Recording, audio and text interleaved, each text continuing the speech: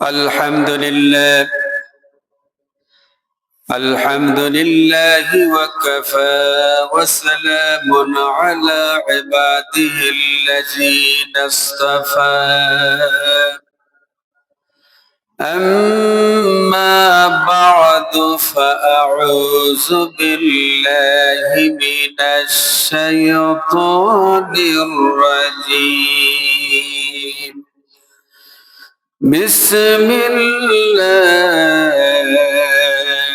الرحمن الرحيم.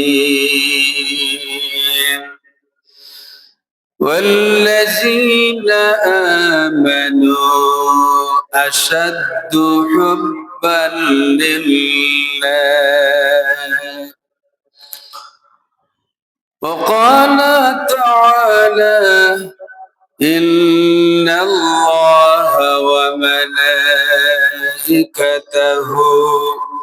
يصلون على النبي يا أيها الذين آمنوا صلوا عليه وسلموا تسليما.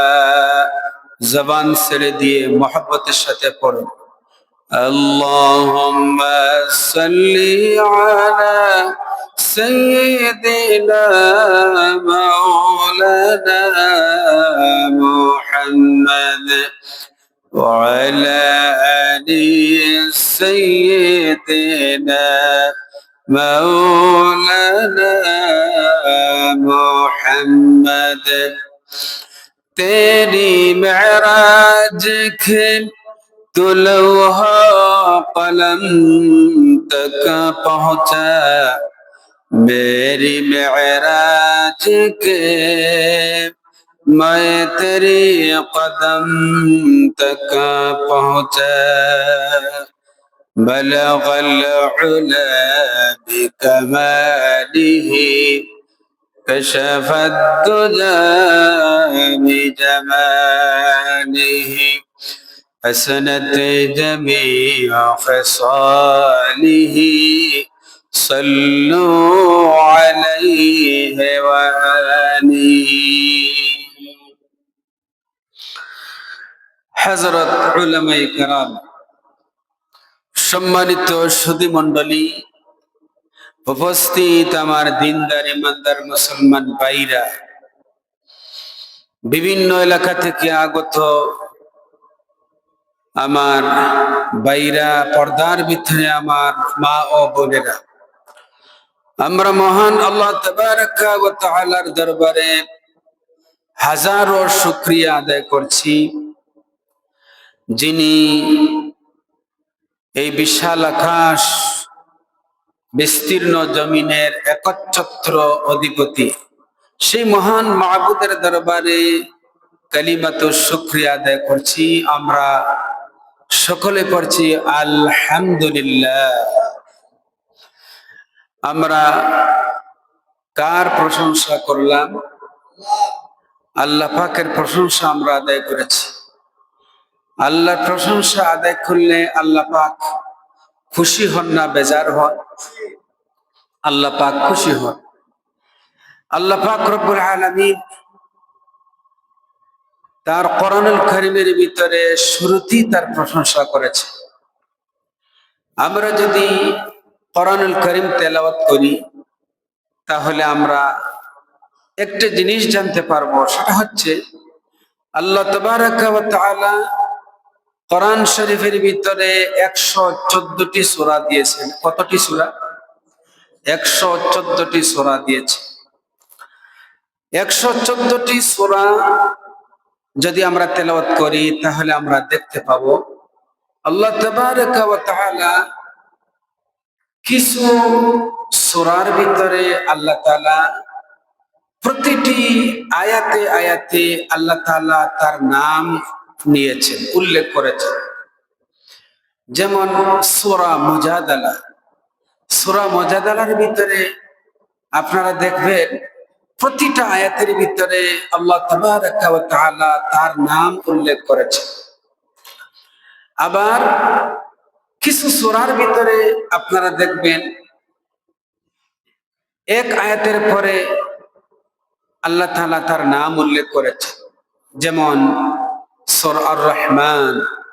সূরা আর রহমানের ভিতরে আপনারা দেখবেন এক একটি আয়াতের পরে আল্লাহ তাআলা ফাবি আইয়ি আলাই রাব্বিকুমা তুকাজ্জিবান, আল্লাহ তাআলা রব এই শব্দটা ব্যবহার করেছে।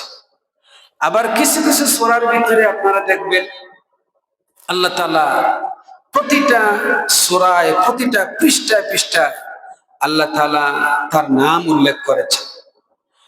কোরআনুল কারীমের 114টি সূরাকে যদি আমরা দুই ভাগে বিভক্ত করি তাহলে এক ভাগে 57টি সূরা পড়ে। কয়টি সূরা? 57টি সূরা পড়ে।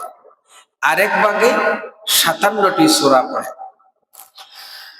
ভাইরা আমার, আমরা কোরআন শরীফ যদি তেলাওয়াত করি তাহলে আমরা লক্ষ্য করে দেখব আল্লাহ পাক রব্বুল আলামিন 114টি সূরাকে দুই ভাগ করলে এক ভাগ সূরার ভিতরে প্রথম ভাগে 57টি সূরা পড়ে। প্রথম ভাগের প্রথম সূরা হচ্ছে সূরা ফাতিহা। সূরা ফাতিহার শুরুতে আল্লাহ তাবারাকা ওয়া তাআলা তার প্রশংসা দিয়া শুরু করেছেন। আল্লাহ পাক রব্বুল আলামিন বলেছেন, আলহামদুলিল্লাহি রাব্বিল আলামিন। আল্লাহ তাআলা প্রথমেই সূরা ফাতিহার ভিতরে তার প্রশংসা দিয়ে শুরু করেছেন। ভাইয়েরা আমার, আপনারা বলতে পারেন কোরআন শরীফের ভিতরে 117টি সূরার ভিতরে আল্লাহ পাক রব্বুল আলামিন সূরা ইয়াসিনকে কলবুল কোরআন বলা হয়েছে। গোটা 30 পারা কোরআন শরীফের হৃৎপিণ্ড বলা হয় সূরা ইয়াসিনকে। আবার সূরাতুল ফাতিহা আল্লাহ তাআলা প্রথমেই উল্লেখ করেছেন। সূরা ফাতিহা কোরআন শরীফের ছাবি বলা হয় সূরা ফাতিহাকে। এই দুইটি গুরুত্বপূর্ণ সূরার ভিতরে আল্লাহ তাআলা প্রতিটি আয়াতে আয়াতে তার নাম ব্যবহার করেন নাই, উল্লেখ করেন নাই। আপনারা লক্ষ্য করে দেখবেন আল্লাহ পাক রব্বুল আলামিন 114টি সূরার 57টি সূরার প্রথম নম্বর সূরা ফাতিহা। এই ফাতিহার শুরুতে আল্লাহ পাক রব্বুল আলামিন প্রথমেই তার প্রশংসা ব্যবহার করেছেন। আমরা সূরা ফাতিহার শুরুতে আল্লাহ তাআলার প্রশংসা করলাম। এরপরে 2 নম্বর ধাপে 57টি সূরার প্রথম নম্বর সূরা হলো সূরা আল মুজাদালা।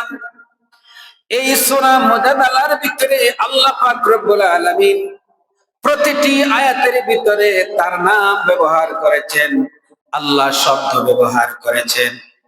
এই সূরার ভিতরে একবার নয়, দুইবার নয়, আল্লাহ তাআলা তার নাম 40 বার উল্লেখ করেছেন।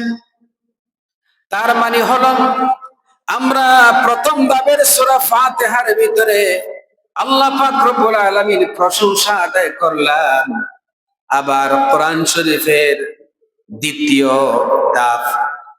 ধাপের প্রথম নম্বর সূরা মুজাদালার ভিতরে আমরা একবার নয়, দুইবার নয়, 40 বার আল্লাহ পাক রব্বুল আলামিনের নাম নেই। তার কারণটা কি? তার কারণটা হলো আল্লাহ পাক রব্বুল আলামিন বলেন, ও আমার বান্দা, আমার কোরআন শরীফের প্রথমেই তুমি আমার প্রশংসা দিয়া শুরু করেছো রে বান্দা। এবার কোরআন শরীফের দ্বিতীয় ধাপে প্রথম সূরা মুজাদালায় বারবার আমার নাম উল্লেখ করেছো আমার বান্দা। এতে আমি আল্লাহ পাক রব্বুল আলামিন তোমার উপর এত খুশি হয়েছি। এই কোরআনুল কারীমের মাধ্যমে, আমার কোরআনের মাধ্যমে তুমি যতগুলা আমল করবে, আমি আল্লাহ পাক রব্বুল আলামিন তোমার সমস্ত আমলকে আমি আল্লাহ তাআলা কবুল করে নিব। বলে সুবহানাল্লাহ।